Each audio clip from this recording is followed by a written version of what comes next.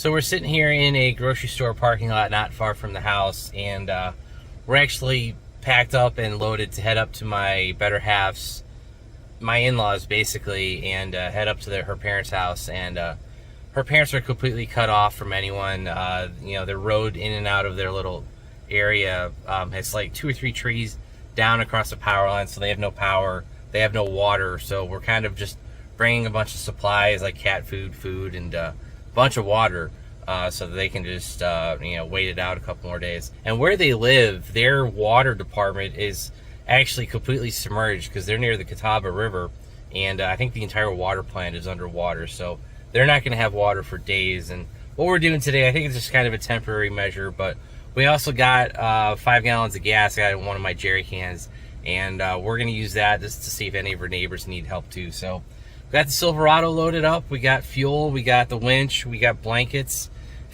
fuel and food and like water, like I said. Head up there and just see how we can help out.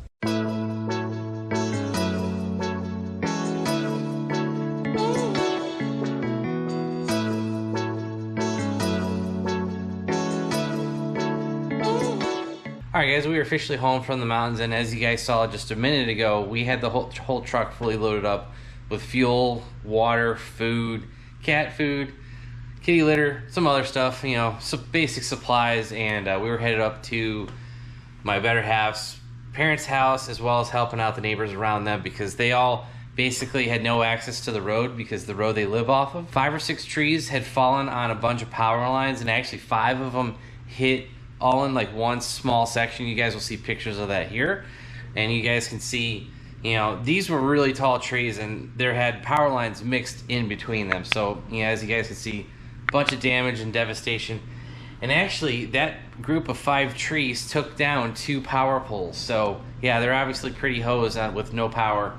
And the one neighbor has well water. He had no power, so therefore he had no water. You know, we brought up, I think I brought 25 gallons of just water filled in buckets, just so that they can do basic things like flush the toilet and stuff like that.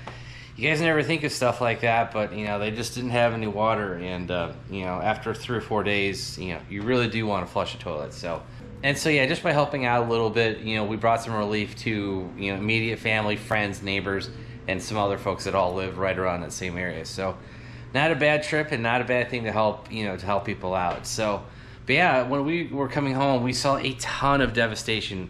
You know, we probably drove over 4 or 5 different power lines being down and just in the street. None of them were active. That was the one good thing. So, you know, we knew that nothing was active, and everything that was on or there was water, they had everything blocked off at that point, because this was Sunday.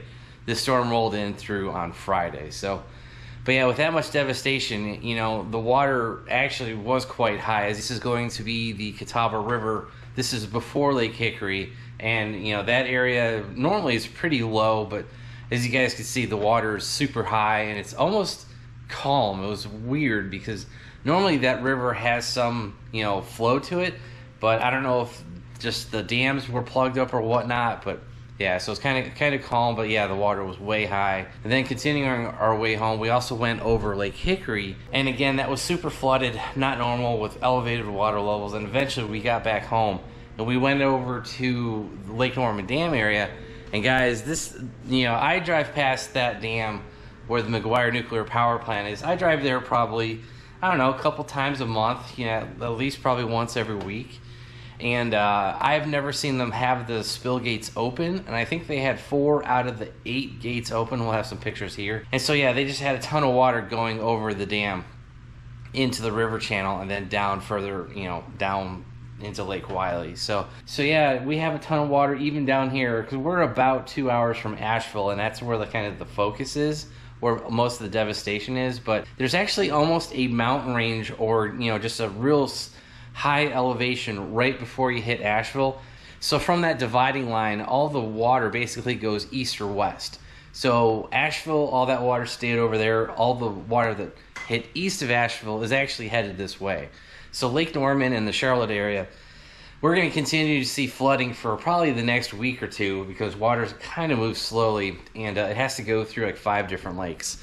Some of those lakes are Lake Wiley, Lake Norman, I think Roadhis Lake, Mountain Island Lake, and then the Lake Wiley, like we said. So this whole area, whether it was the mountains or it's downstream, is going to have flood damage, and you know, every river pretty much is going to be like that. Boone also had a lot of damage as well. So yeah, just a lot of stuff going on, and you know, I'm real thankful that us personally here, we never lost power, we never lost internet. I have friends that live about half a mile away from us in the next neighborhood. They've had no power and they've had no internet.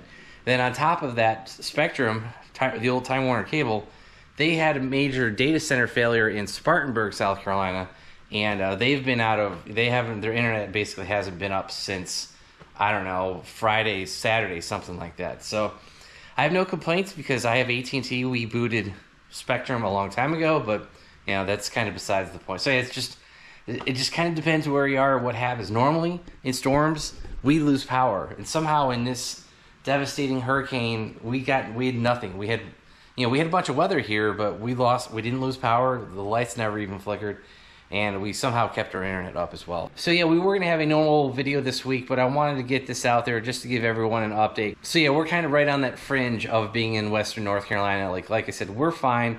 Everyone in our immediate family is fine.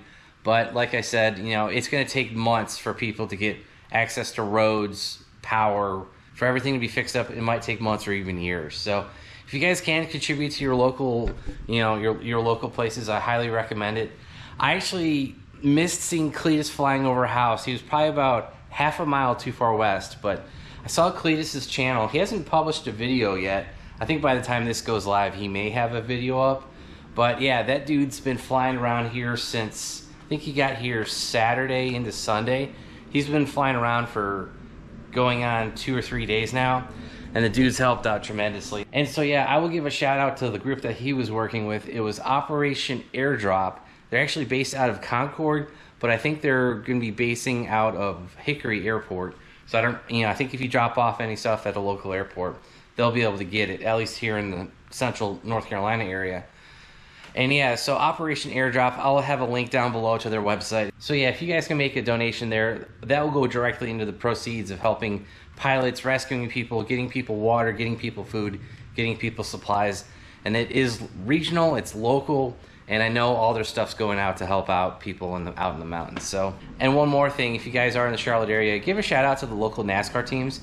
I personally saw Joe Gibbs racing their helicopter flying out of Hickory Airport as we were coming down Interstate 40 to come back home yesterday. And so I saw them directly, taking off, flying overhead, and going to go provide assistance to someone. So real big shout out to the local NASCAR teams.